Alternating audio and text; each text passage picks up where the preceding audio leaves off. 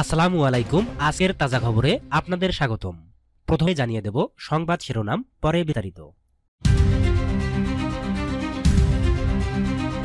অন্তর্বর্তী সরকার এখন পর্যন্ত একটি সংস্কারও করতে পারেনি, বললেন মান্না। দুই উপদেষ্টার পদত্যাগ চাইলেন ইশরাক।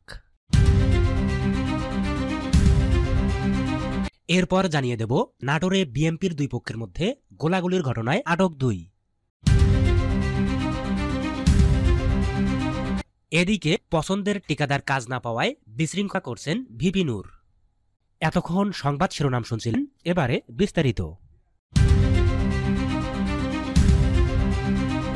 অন্তর্বর্তী সরকার দায়িত্ব গ্রহণের 9.5 মাসে একটি সংস্কারও করতে পারে বলে মন্তব্য করেছেন নাগরিক ঐক্যের সভাপতি মাহমুদুর রহমান মান্না।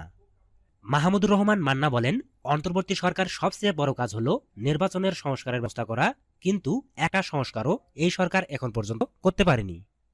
মান্না বলেন, ডক্টর ইউনূস রাজনৈতিক দলগুলোর ন্যূনতম ঐক্যের ভিত্তিতে সংস্কার করে নির্বাচনের কথা বলেছিলেন। 166টি প্রস্তাবের মধ্যে 146টিতে সবগুলো দল একমত হয়েছে, বেশিরভাগই তো ঐক্য রয়েছে।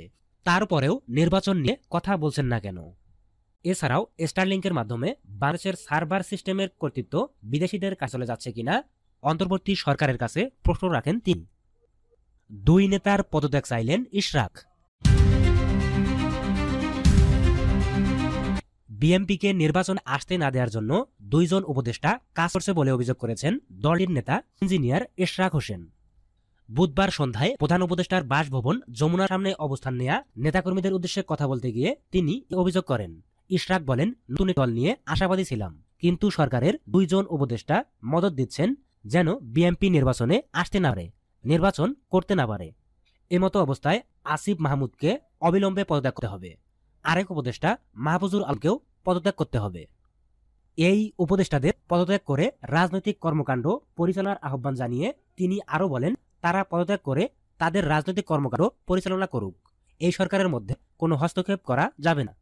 বিএনপির এই তরুণ নেতা বলেন, কোনোদিনও শপথ নেওয়ার উদ্দেশ্য আমার ছিল না, আমার প্রতি বৈষম্য করা হয়েছে, রায় পেয়েও আমি বসতে পারিনি, তাই এটা কোনো একজনের পদের আন্দোলন নয়। ডিসেম্বরে জাতীয় নির্বাচনের দাবিতে এই আন্দোলন।